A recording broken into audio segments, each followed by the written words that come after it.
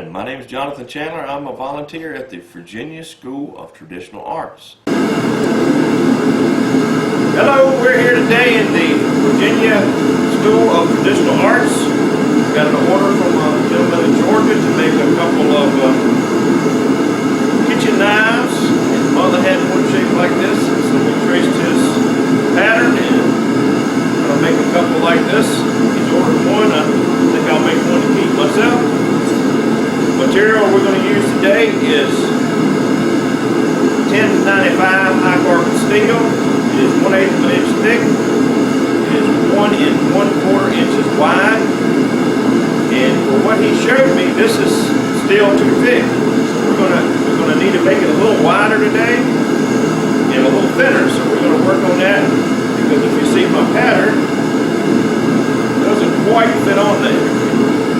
Back over there. So we're gonna work on widening out that end and thinning this down a little bit. I have already annealed this. Put it in the forge, heated it up in 3 different places here to make a long enough piece. Heated it up to red or the orange, and then we can cut off the forge and let it sit in there and cool down slowly. So we've got this ready to work. This end has not been done. What I'm going to do is I'm going to forge one on this end, then I'm going to let it cool off naturally, and then we're going to forge one on this end, and then we'll cut them off. I don't like using tongs if I can get by with it. So what we're going to do is heat up this end, and we're going to start making it get wide.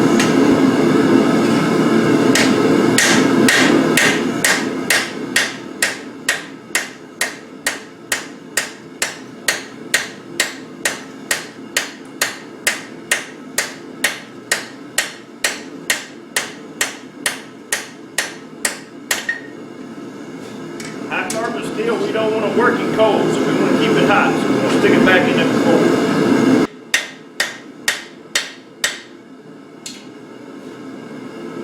That's what we got so far. It's getting a little thinner, as you can see, and we're getting a little bit of width on it. So we're going to keep doing that.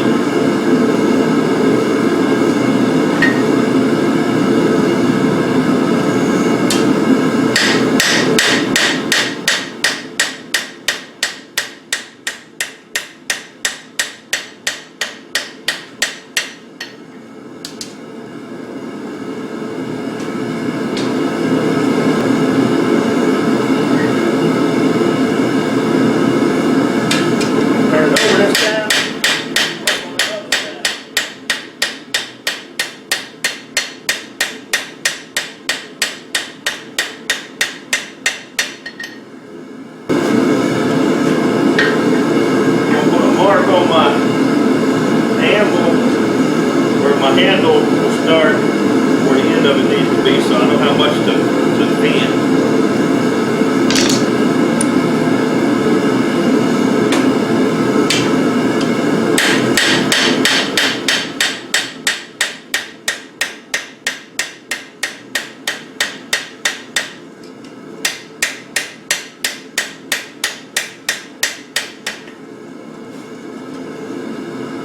As you can see, the width here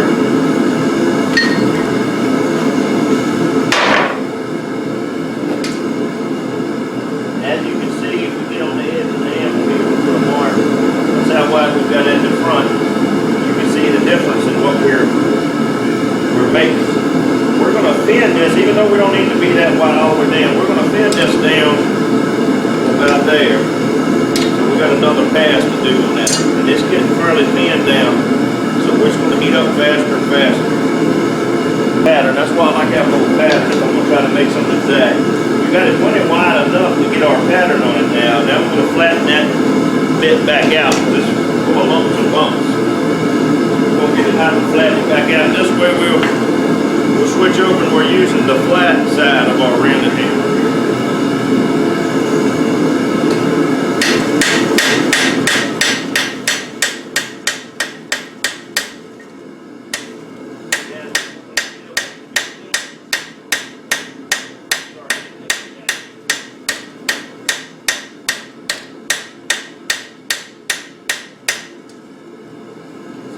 Then it curves all up like that. Bring that back out. Let's heat it back thin part like that, a lot of times it'll crack on you, so you want to get it hot before you start beating on it too much. And I'm going to leave the spine, the original thickness, much as I can. Right at the tip it'll be thinner because we had to widen it so much, but I'm trying not to hit where the spine will be. The spine of the knife being here. I'm trying to hit along here, thin that down this dimension. But I'm going to try to leave that spine in the handle the same 1/8 of an inch original.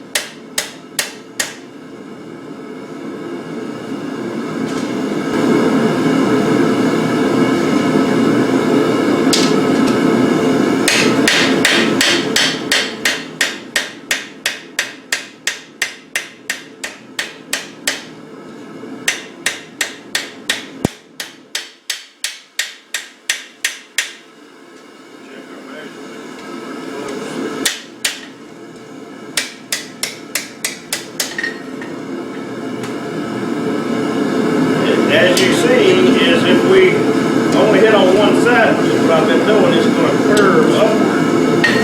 And that's just a natural part of it.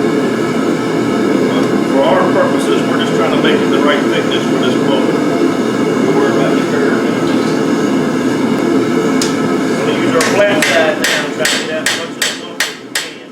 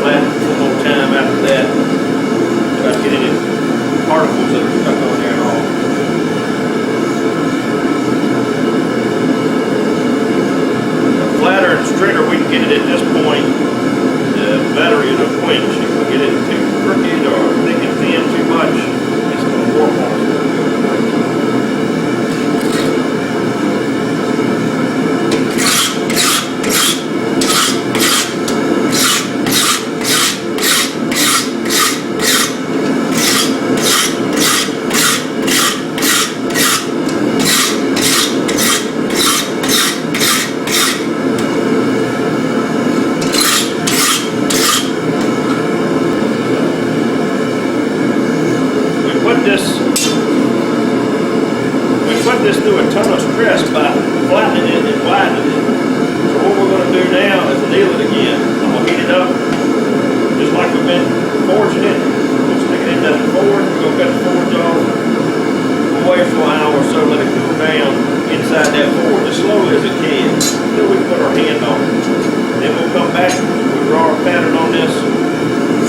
Some knives I'll forge in the tip, but since this one is so thin, it's just gonna bend over. You're not gonna forge that thin a tip in.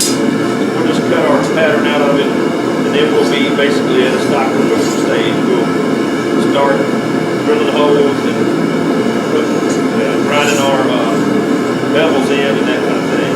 But we'll get this back to going. So we're going to anneal it now. I'll show you that process. So now you can see we've got it all the way past where we've been forming it, forging on it. So we're going to stick that back in the forge. And we'll let it cool down slowly inside.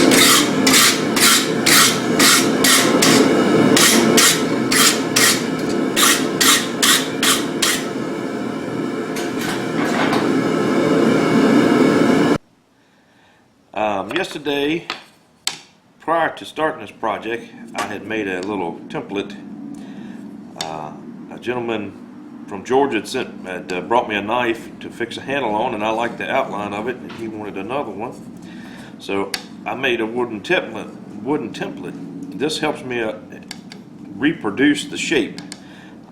This template is slightly oversized, and to help figure out if I've got enough material, I draw this shape with chalk, with soapstone, on my table here, and again that makes it even more oversized. And then I can compare my metal, my steel, to see that I'm getting pretty close to what I need as far as width. Yesterday we made this end, and then after I cut the camera off, I made this end. And we're going to make two knives out of this piece. The reason I chose to do it this way is that I got something to hold on to. I'm not a big fan of tongs if you can get away with not having tongs, as most blacksmiths are. And so if we keep it long until we get it ground out and more of a knife shape into it, and then we can cut it apart and finish our grinding and polishing and things. We flattened this part by using the cross peen going this way, and then we used a rounded hammer and got it even thinner and less divots in it, and then we used our flatter on it, as you just saw us in the video. Now what we're going to do is we're going to take this. We're going to lay it down here. We're going to take our pattern. We're going to take our soapstone and lay it on here. And we're going to get the most of it on here. If the handle back here, you can see the handle's tipped up a little bit, is off. As long as we got plenty of material for that handle, I'm not really worried about that. We can put a bend in it right here, no trouble. This knife had a kink in the handle like that. It allowed you to hold it and still cut on the table. This was an old school butcher knife, is what we're reproducing here. And so we're going to get the most of this on here, so we've got good steel under it, and we're going to put us a good mark on this, at least the first part of it here.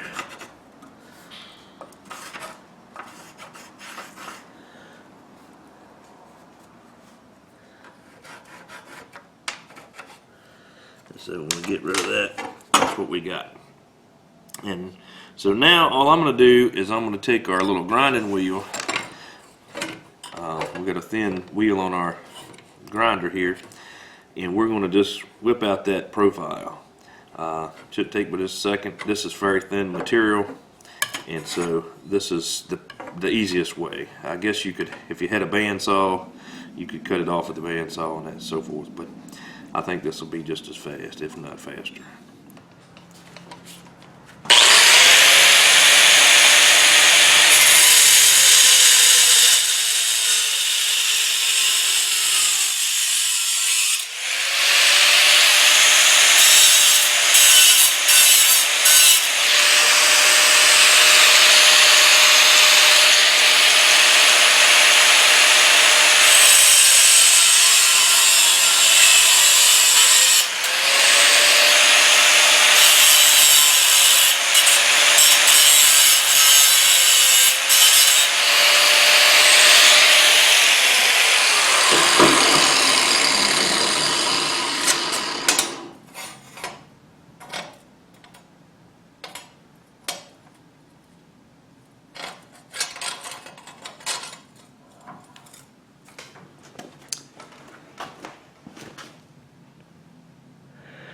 And as you can see, that didn't take very long at all. Just cut that little bit off. Now we're going to take and switch grinders, and we're going to have a grinding wheel on it, and we're going to just get down to our line. Like I said, we forged it pretty close already. We'll just go down to our line and do the same on the other end, and we'll be to the next step.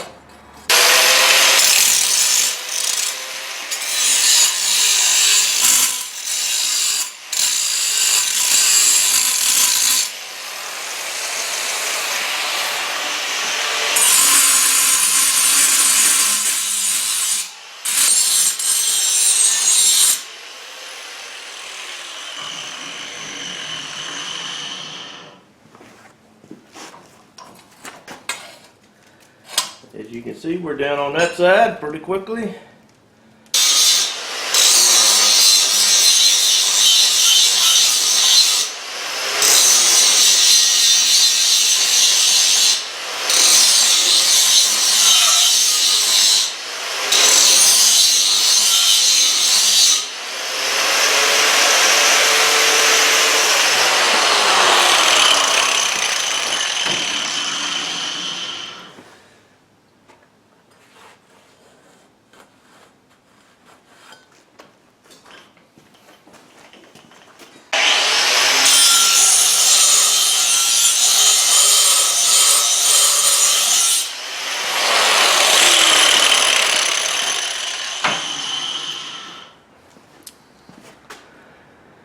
Alright, that's our profile in. Doesn't take very long if you get it pretty close to shape to start with. This starts our handle, so we'll probably wait on that for just a minute. Now we're going to switch over to a flat disc and clean this up a little bit, get these ragged edges off, and we're going to be almost ready for separating this part off so we can work on the handle.